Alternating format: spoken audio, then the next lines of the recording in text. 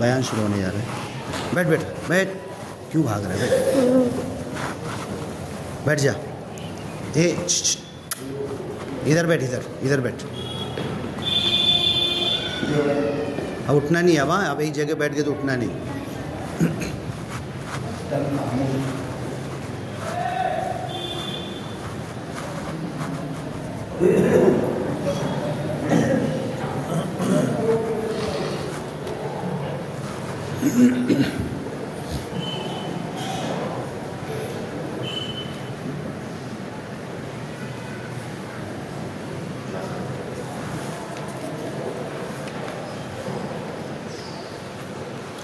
السلام علیکم ورحمۃ اللہ وبرکاتہ.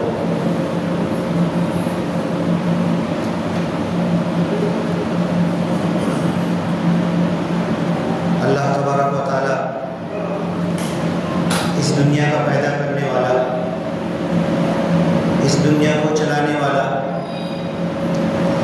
اور ایک دن اس دنیا کو ختم کر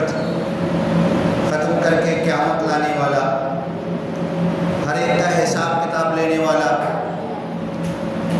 ہر انسان, ہر پرانی, ہر مخلوق کو جمع کر کے سب کا حساب کتاب لینے والا. ایسے تو دنیا کی جتنی مخلوق ہے سب کو اللہ حساب کتاب کے بعد مٹی بنا دے گا, لیکن انسانوں کو اچھا اور برا بدلہ دے گا. اچھے کو اچھا اور برے کو برا. ہم انسان ایک سماج اور معاشرے میں رہتے ہیں. کچھ رشتہ داری ہوتی ہے, پڑوس, محلہ, گلی میں رہتے ہیں. انسان ایک سماجک کیڑا ہے, اکیلا نہیں رہ سکتا. اس کو زندگی کے ہر موڑ پر اپنے ہی خود کام کے لیے کسی نہ کسی کی ضرورت ہوتی ہے. آپ لوگوں نے ایک آیت سنی ہوگی, کلام پاک میں ہے, ان طہر بیتی للطائفین والعاکفین والرکع السجود. اے ابراہیم علیہ السلام, اے اسماعیل علیہ السلام, تم میرے گھر کو پاک صاف رکھو, میرے گھر کی صفائی کیا کرو. طواف کرنے والوں کے لیے, وہاں پر آ کر رکنے والوں کے لیے, رکوع اور سجدہ کرنے والوں کے لیے. حضرت ابراہیم اور اسماعیل علیہ السلام دو اکیلے باپ اور بیٹے مل کر بڑے بڑے پتھر اٹھا کر خانہ کعبہ کی تعمیر کی, اور وہاں پر دعا کیے, ربنا وجعلنا مسلمین, ہم دونوں کو مسلمان بنا لے. سورہ بقرہ میں پہلے پارے میں یہ ان کی دعا موجود ہے. گھر بنا, پھر اللہ نے کہا حضرت ابراہیم کو, وَأَذِّن فِي النَّاسِ بِالْحَجِّ, تم لوگوں میں اذان دے دو حج کی. وہاں کوئی بھی نہیں تھا, کوئی آتا جاتا بھی نہیں تھا, کوئی سن بھی نہیں سکتا تھا. تو اللہ نے کہا تم اذان دے دو حج کی. یأتوک رجالا, لوگ پیدل چل کے آئیں گے. وعلی کل ضامر, اور سواری اگر نہیں ہوگی تو کمزور, مریض, لاغر اونٹنی پر بیٹھ کر آئیں گے. پھر کہا ان طہر بیتی للطائفین، میرے گھر کو پاک صاف رکھو۔ تو ایک چیز ہم لوگ یہ سمجھتے ہیں کہ مسجد بنی، امام صاحب ہیں، مؤذن صاحب ہیں، خادم ہیں، اور کسی کو کام پر رکھا گیا، پگار دی جاتی ہے، وہی اذان دے گا، وہی نماز پڑھائے گا، وہی مسجد کی صفائی کرے گا۔ کلام پاک میں کئی جگہ یہ آیت ہے، حضرت ابراہیم اور اسماعیل علیہ السلام کو اللہ نے کہا کہ میرے گھر کی صفائی کرو۔ ٹھیک ہے، ایک سسٹم ہوتا ہے، آپ چاہتے ہیں کہ یہ قالین یہاں سے لے کر 6-7 قالین ہیں، پوری کی پوری صاف کر کے دھلوا کے لا کے پھر رکھنا چاہتے ہیں، تو مؤذن صاحب سے، مسجد ٹرسٹی سے، مسجد کے لوگوں سے اجازت لینا پڑے گی۔ آپ چاہتے ہیں کہ اپنے ہاتھ سے سب اٹھا کر، چٹائی اٹھا کر جھاڑو مار دیں، پانی سے دھو دیں، نیرما پاؤڈر سرف سے دھو دیں، تو ایک سسٹم بنانا پڑے گا، ملنا پڑے گا۔ تو حضرت ابراہیم اور اسماعیل علیہ السلام کو اللہ کہہ رہا میرے گھر کو صاف رکھو۔ اب ایک چھوٹی سی حدیث ہے، آج کل بچوں کو بھی مدرسوں میں 40 حدیث یاد کرائی جاتی ہے، میں نے خود اپنے کان سے سنا ہے، بچے سناتے بھی ہیں۔ ایک حدیث یاد کرتے ہیں کہ نظفوا ابناءکم، اپنے گھر کا صحن پاک صاف رکھو۔ اگر میرے گھر کا صحن پاک صاف ہوگا تو میرا گھر بھی پاک صاف ہوگا۔ میرے گھر کے صحن میں، گلی میں، سامنے پیچھے گندگی ہوگی، غلاظت ہوگی، ناپاکی ہوگی، تو وہ اڑ کر پیر سے کسی نہ کسی طریقے سے میرے گھر میں بھی آئے گی۔ تو جب اللہ کے رسول صلی اللہ علیہ وسلم کہہ رہے ہیں کہ اپنے صحن کو پاک صاف رکھو، مطلب کیا نکلا؟ گھر تو پاک صاف رہے گا ہی رہے گا، گھر پاک صاف رہے گا جب نہ آزو بازو سامنے کا وہ صاف کرے گا۔ اب میں چلو ٹھیک ہے، حدیث پہ عمل کرنے کے لیے گیا، میں صبح اٹھا، فجر پڑھا، فجر پڑھ کے آ گیا اور میں اپنے صحن کو صاف کرنے لگا۔ صاف کرتے کرتے چلو جو کچھ کچرا اٹھانا تھا اٹھایا، میں نے تھوڑا کچرا یہ بازو میں سرکا دیا، تھوڑا سا کچرا اس بازو میں سرکا دیا۔ اب ادھر بھی پڑوسی رہتا ہے، اب یہ تو ہو سکتا ہے کہ یہ احساس بازو والے دیکھ نہیں رہے ہیں، وہ سو رہے ہیں، اٹھیں گے دیکھیں گے تو ان کو پتہ تو چل جائے گا کہ اس نے جھاڑو مارا ہے اور تھوڑا سا کچرا میری طرف سرکا دیا ہے۔ بولے گا کچھ نہیں، دل کے اندر ایک میل لے لے گا، دل کے اندر ایک گندگی آئے گی، نفرت آئے گی کہ دیکھو کتنا بیکار انسان ہے، اپنے گھر کا کچرا اٹھایا تو اٹھایا، تھوڑا بہت میری طرف سرکا دیا۔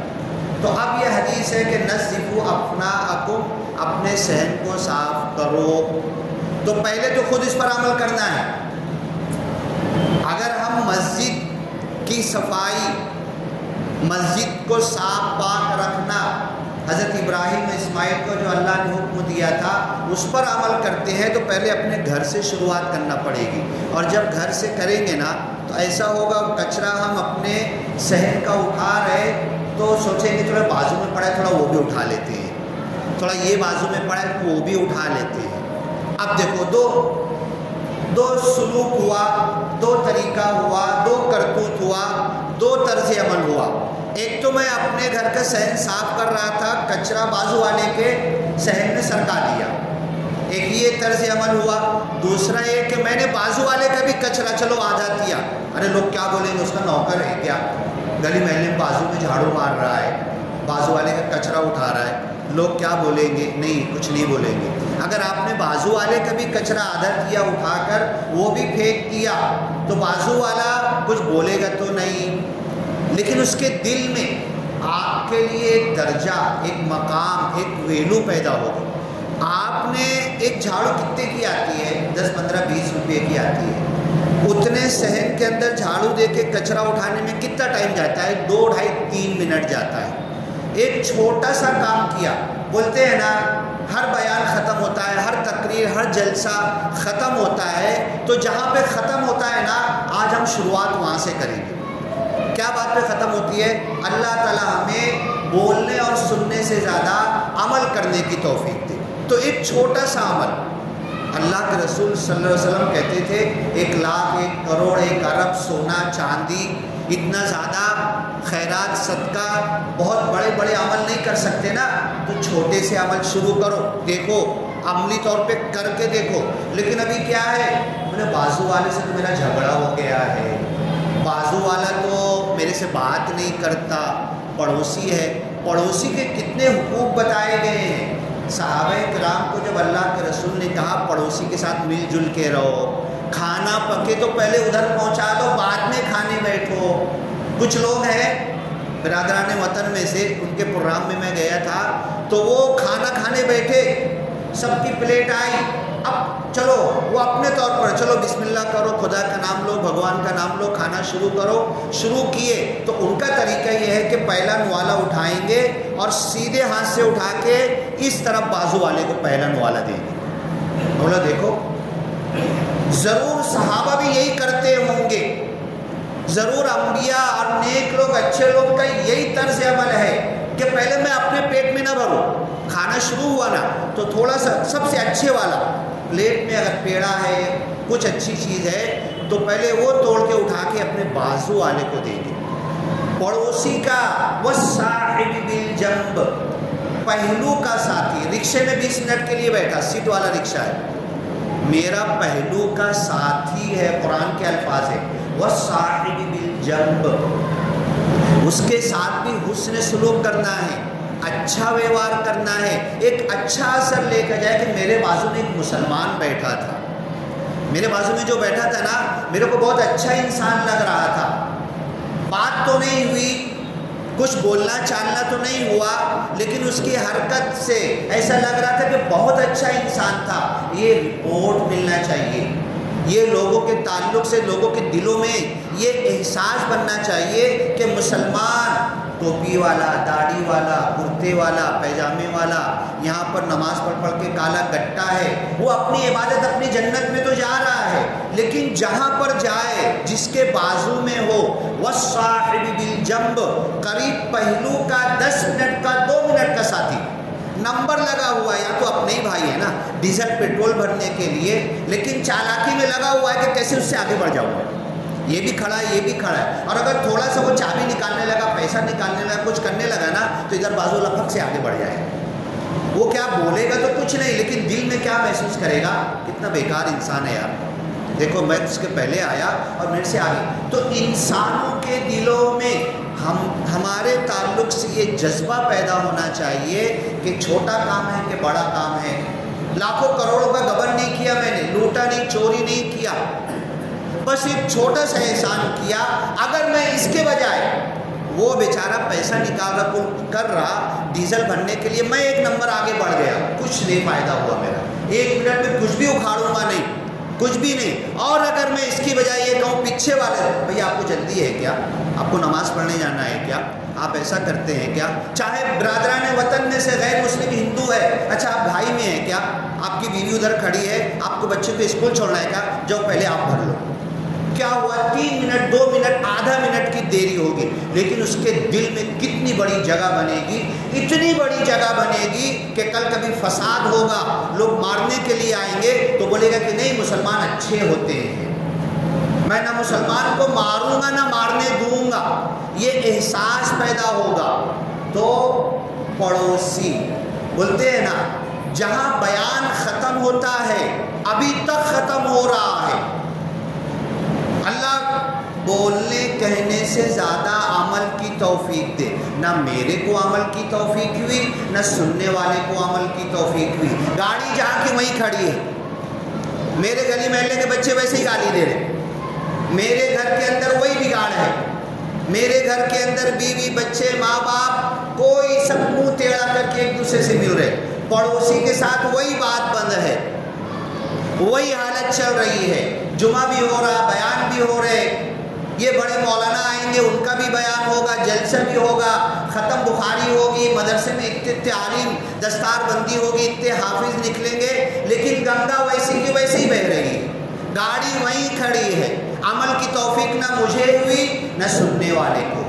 اللہ تعالیٰ بولنے سننے سے زیادہ عمل کی توفیق دے۔ تو جہاں بیان ختم ہوتا ہے، جس بات پر جلسے ختم ہوتے ہیں، آج شروعات ہم وہاں سے کرتے ہیں، ایک چھوٹا سا عمل، میں نے تو پہلے آیت پڑھی نا، انطہر بیتیا للطائفین والعاکفین والرکع السجود، اے ابراہیم علیہ السلام، اے اسماعیل علیہ السلام، میرے گھر کو پاک صاف کرو، ہفتے میں کتنی مرتبہ میں اس نیت سے آیا، 5 مرتبہ نماز کو تو آتا ہوں، بہت اچھی بات ہے، وہ تو فرض ہے، آنا ہی ہے۔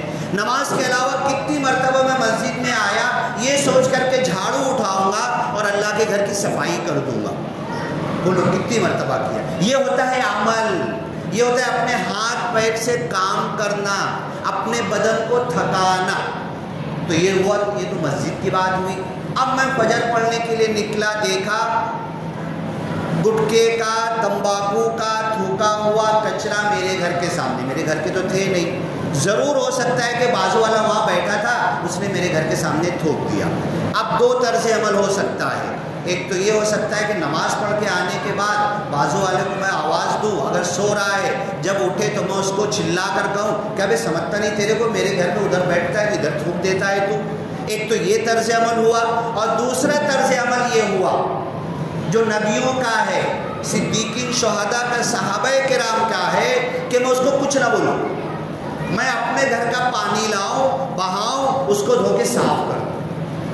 کل پھر تھوک دیا اس نے، بازو والے نے، پھر میں وہی کروں، اس کو شرم آ جائے، اس کو لاج آ جائے، اس کے دل میں احساس ہو جائے، اور یہ اتنا بڑا دل میں اس کے احساس پیدا ہوگا۔ یہ تو ہوا میرے بات، میرے گھر کے صحت کی بات۔ اب بچوں کو ہم نے حدیث یاد کرا دی، سن لو آپ، چھوٹے چھوٹے بچے 5 10 15 سال کے مدرسے کے بچے، 40 حدیث یاد ہے۔ نظفوا ابناءکم، اپنے صحت کو صاف رکھو، لیکن نہ وہ صاف رکھ رہے نہ کوئی صاف رکھ رہے۔ مجھے حیرت ہوتی ہے، کھیڑے گاؤں پہ جاتا ہوں، جھاڑ لگا ہوا ہے، روڈ کے کنارے لگا ہوا ہے، جنگلہ نہیں، کوئی سپورٹ نہیں لگا ہوا، لیکن بچے اس کو توڑتے بھی نہیں۔ یہاں مسلم بچوں کی حالت یہ ہے کہ جھاڑ پوری حفاظت سے لگاؤ، سب کچھ لگاؤ تو بھی توڑیں گے، وہ جنگلہ توڑ دیں گے، گرا دیں گے۔ بتاؤ کس نبی کے ماننے والے ہیں، کس دین کے ماننے والے ہیں؟ اس کے باپ کا نام کیا ہے، اس کی ماں کا نام کیا ہے، مدرسے میں 40 حدیث یاد کیا ہے، لیکن انسانیت کو فائدہ دینے والا درخت جو اس کو بھی آکسیجن دے گا، بازو والوں کو بھی دے گا، آکسیجن پوری دنیا میں پھیلائے گا، ہمارے بچے اس جھاڑ کو ڈیمیج کر دے رہے ہیں، کاٹ دے رہے ہیں۔ کھیڑے کے بچوں کو دیکھا، نہیں توڑتے، جھاڑ بڑا ہو جاتا ہے، بنا سپورٹ کے بڑا ہو جاتا ہے۔ یہ سب ہماری ہے۔ اب آپ بولیں گے آپ ان کی تعریف کر رہے اور ہمارے بچوں کی برائی کر رہے، یہ حقیقت ہے۔ اور جب یہ ساری چیزیں ہوگی تو اللہ تعالیٰ بولتا ہے اللہ چھوڑے گا نہیں، چھوٹی بات پر بھی چھوڑے گا نہیں، بڑی بات پر بھی چھوڑے گا نہیں، تمہیں آزمائے گا، تمہیں سدھارے گا، تمہیں ٹھوک پیٹ کے بجائے گا، ابتلا و آزمائش میں ڈالے گا، امتحان میں ڈالے گا، تمہارا امتحان لے گا۔ تو میں یہ شروع کروں، نظفوا ابناءکم، اپنے گھر کا صحن صاف کرو، اپنے گھر کا بھی صحن صاف کرو، اپنے ہاتھ سے کچرا اٹھاؤ۔ مالیگاؤں کے ایک بہت بڑے عالم تھے، ان کی بیوی بازو والے سے کچرے پر جھگڑا کر رہی تھی، انہوں نے کہا کہ دیکھو مت کرو جھگڑا، مجھے فون کر دیا کرو، میں اپنے دامن میں، نہیں ہے نا تمہارے پاس، اپنے دامن میں کچرا اٹھا کر لے آ کر پھینکوں گا۔ ریلوے کے اندر آپ کو پتہ ہے نا، ریلوے کس کی ہے؟ سرکار کی ریلوے ہے نا۔ ہمارے بچوں کا کیا دھیان بنا ہوا، ابھی یہاں زیادہ دور نہیں، مہاج ملت کے پاس بنی حقیق مسجد کے سامنے مارکیٹ کس نے بنایا؟ کارپوریشن نے، گورنمنٹ نے بنائی۔ دروازے کھڑکی کس نے توڑے؟ پوری بلڈنگ عمارت کو ڈیمیج کس نے کیا؟ یہ ہمارے مسلم بچوں نے کیا۔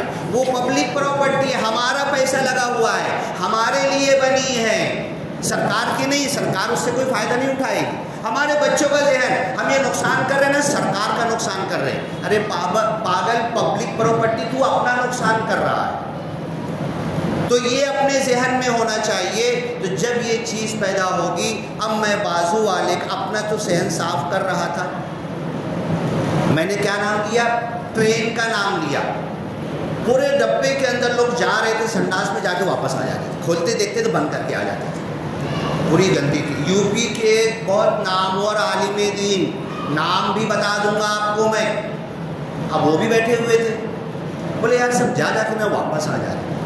اب آپ ایک چیز یہ بتاؤ، قضائے حاجت، پیشاب اور سنڈاس کرنا کوئی ناجائز حاجت ہے کیا کہ جائز حاجت ہے؟ بولو دادا، جواب تو دو۔ پیشاب اور سنڈاس جائز حاجت ہے کہ ناجائز حاجت ہے؟ ہاں جائز ہے نا۔ اور اگر آپ کو سنڈاس لگی ہے، آپ کو پیشاب لگی ہے، اس کے لیے میں آپ کی مدد کر رہا ہوں، تو آپ کی کتنا الحمدللہ الذی اذھب عنی الاذی وعافانی، اس اللہ کی تعریف ہے جس نے مجھے اس تکلیف، اگر یہ جو نکلنے والی چیز رک جائے نا تو بدن میں تکلیف پیدا ہو جائے گی، اس خدا کی تعریف ہے۔ سنڈاس کرنے کے بعد، پاخانہ بیت الخلا سے آنے کے بعد کی دعا ہے، اس خدا کی تعریف ہے جس نے مجھ کو ایک تکلیف دہ چیز کو باہر نکال دیا، عزا وعافانی، اور مجھ کو عافیت بخشی۔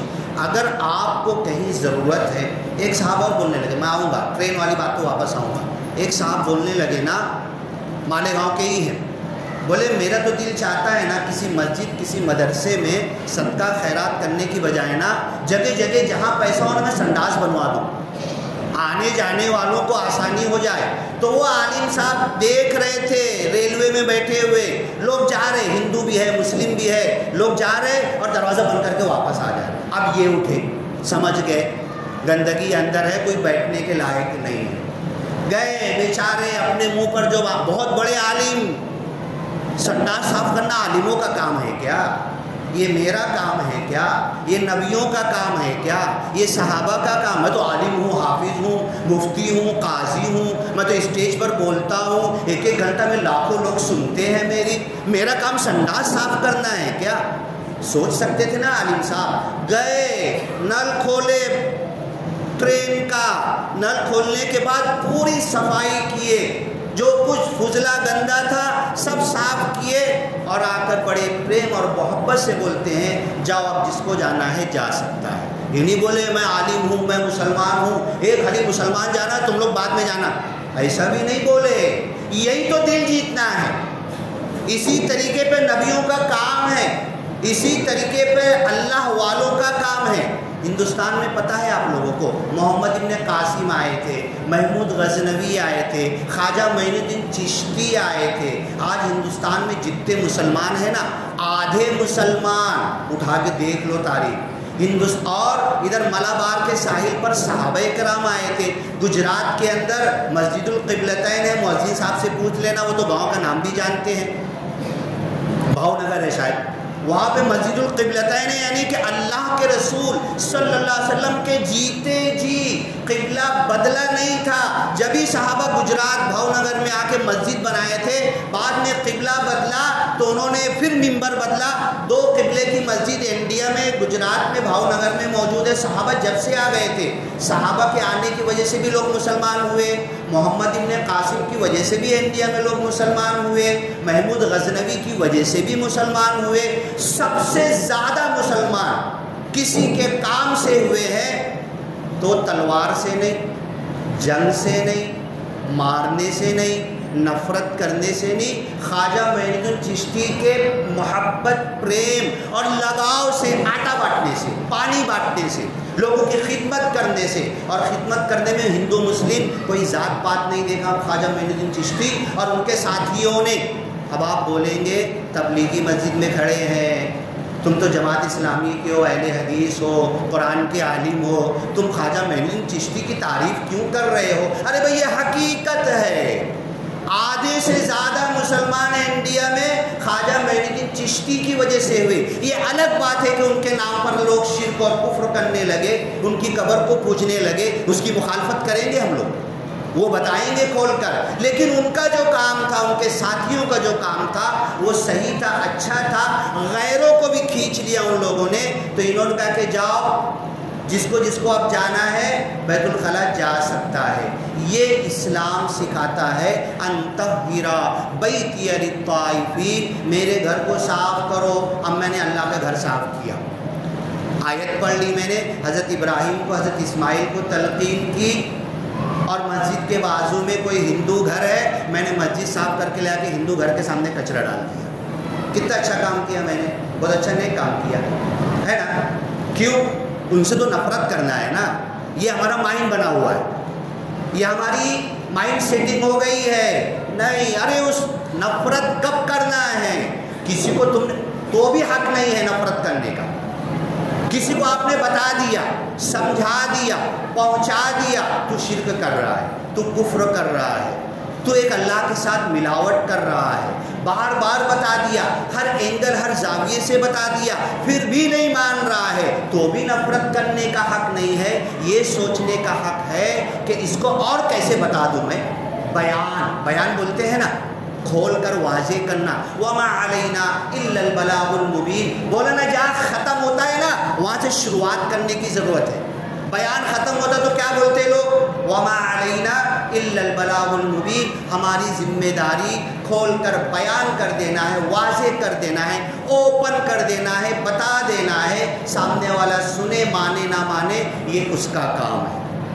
ہم کو بیان کرنا، میرے بیان میں کچھ کمی تو نہیں. یونس علیہ السلام مچھلی کے پیٹ میں پہنچ گئے، قوم میں سے ایک نے بھی نہیں مانا، رشتہ دار نے بھی نہیں مانا، گھر والوں نے بھی نہیں مانا، مچھلی کے پیٹ میں پہنچ گئے.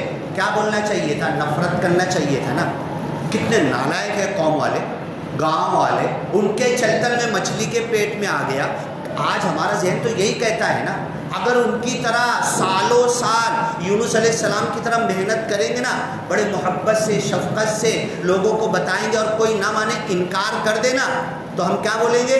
نفرت کریں گے، اس کے آل فال جملے بکیں گے. اور اگر ان کی وجہ سے مصیبت میں پہنچ گئے نا تب تو اور آل فال بکیں گے. یہ ذہن بدلنا ہے. یہ قرآن سکھا رہا. یونس علیہ السلام جا کے مچھلی کے پیٹ میں بولنا تھا کتنی ظالم قوم ہے، تو الٹا بول رہے کہ ظالم میں ہوں، انی کنت من الظالمین. ظالم میں ہوں، ظالم میں ہوں، پاپی میں ہوں، گنہگار میں ہوں، خطا کار میں ہوں، سیاہ کار میں ہوں. کمی میری ہے، غلطی میری ہے، خامی میری ہے. میرے اندر کمی تھی، میں بتا نہیں سکا، میں پہنچا نہیں سکا. میرے بیان میں کمی تھی. میری قرآن کی آیت حدیث اور حالات کو لا کر ملا کر کسی کے سمجھانے میں میرے اندر کمی تھی، میں نہیں سمجھا سکا. اللہ میرے ذہن میں ڈال دے، اب دوبارہ جاؤں گا ان کو اچھے سے سمجھاؤں گا کہ وہ میری بات مان لیں. تو ہم نے مسجد صاف کی تو ہم کو یہ حق نہیں. ہماری مائنڈ سیٹ ہے، مائنڈ کے اندر یہ بنا ہوا اب یہ کچرا لے جاؤ وہ ہندو کے بازو سامنے ڈال دو. یہی تو دعوت ہے. یہ منہ کی دعوت، قرآن کی دعوت، الفاظ کی دعوت یہ بعد میں پیدا ہوتی ہے، عمل کی دعوت پہلے شروع ہوتی ہے. تو میں نے مسجد صاف کی نا، مسجد کے بازو میں ایک ہندو کا گھر ہے نا، اگر مسجد کے ہندو کے گھر کے سامنے بھی میں جھاڑو دے دوں تو وہ بولے گا یہ کون ہے یار. 1 دن 2 دن 4 دن وہ قرآن تک آ جائے گا، اسلام تک آ جائے گا، ہمارے نبی تک آ جائے گا. یو پی میں آپ نے سنا نا آئی لو محمد بولنے پر کیا کیا ہو رہا ہے. یہ بولنے کی چیز نہیں ہے. قل ان کنتم تحبون اللہ فاتبعونی. اگر تم میرے سے محبت کرتے ہو، قرآن کی آیت ہے نا، قل کہہ دو ان کنتم تحبون اللہ تحبونی. کیا آئے گا؟ پڑھو تم امام صاحب. قل بولو نا، پورا تیز بولو نا، شروع سے. قل، ہاں اگر تم اللہ سے محبت کرتے ہو تو میری اتباع کرو. اور جس نے جو اللہ سے محبت کرنا چاہتا نبی سے محبت کرنا پڑے گی. جو نبی سے محبت کرے گا وہ نبی کے احکام پر چلے گا، اس کے پیچھے چلے گا. اے لو محمد بہت اچھی بات ہے، بول دیا چڑھانے کے لیے بولا یا واقعی تیرے دل میں محبت بھی ہے کہ نہیں؟ آئے لو محمد تو تیری زندگی میں نظر نہیں آ رہا، چڑھانے کے لیے تو نے بول دیا. چڑھ جائیں گے، تیرا گھر بھی کاٹ دیں گے، جلا بھی دیں گے، تیرے پڑوسی محلوں کو بھی تو تکلیف دے دیں گے کیونکہ تیری نیت غلط تھی نا. آئے لو محمد بولنے کی تیری نیت چڑھانے کی تھی نا. چڑھیں گے اور چڑھ کے آ کے تیرے اوپر چڑھ جائیں گے، لیکن تو عمل سے کہہ کے بتا دے. عمل سے زندگی بنتی ہے، جنت بھی جہنم بھی. یہ خاکی اپنی فطرت میں نہ نوری ہے نہ ناری ہے. تو عمل سے بتا دے میں محمد صلی اللہ علیہ وسلم سے محبت کرنے والا. اور محمد صلی اللہ علیہ وسلم سے محبت کرنے والے کا طرز عمل یہ ہوتا ہے، دنیا کے ساتھ ایسے پیش آتا ہے کہ دنیا والے آ کے گلے لگاتے ہیں. اب وہ عالم صاحب ٹرین کی سنڈاس صاف کر دیے، ان کا کام تو نہیں تھا نا. وہ کتنا ان کے دلوں میں جگہ بنے گی. جب ہم نے دعا پڑھی سنڈاس کے بعد الحمدللہ الذی اذھب عنی الاذی وعافانی، اس دکھ تکلیف دہ چیز کو اللہ نے باہر کر دیا، اس اللہ کی تعریف ہے۔ اگر اس کے لیے میں نے سنڈاس بنوا دیا کسی کے لیے اور میری بنائی ہوئی سنڈاس میں وہ جا رہا ہے، شکریہ اللہ کا کر رہا، میری طرف شکریہ آ رہا ہے کہ نہیں کہ میں نے اس کو تکلیف دہ چیز میں۔ اور آج بڑی بدقسمتی ہے مسلم ایریوں کا، ابھی تک عورتیں کھیت میں جاتی ہیں بیچاری، تو کیا ہمارے ہی مسائل حل نہیں ہوئے، دوسروں کے مسائل کیا حل کریں گے؟ تو یہ ساری چیزیں، یہ سارے عمل، میں نے بات شروع کی تھی حضرت ابراہیم اور اسماعیل کو اللہ نے کہا میرے گھر کو صاف کرو، ٹھیک ہے صاف رکھنا ہے۔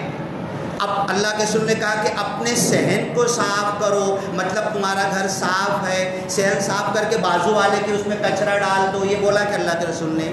مسلمان بھی ہے تو جھگڑا کرے گا تم سے، غیر تو بہت دور کی بات، بازو والے کا بھی تھوڑا سا اٹھا دو، دیکھو دل میں کیسی بات پیدا ہوگی، آپ کے لیے جان دینے کو تیار ہو جائے گا۔ آپ نے 1.5-2 منٹ میں اس کے گھر کے سامنے کا کچرا اٹھایا، ہندو تھا کہ مسلم تھا، پڑوسی تھا، آپ نے اٹھایا، 1 دن 2 دن 4 دن 5ویں دن سے شرم آئے گی، وہ آپ کے صحن کا کچرا اٹھانے لگے گا۔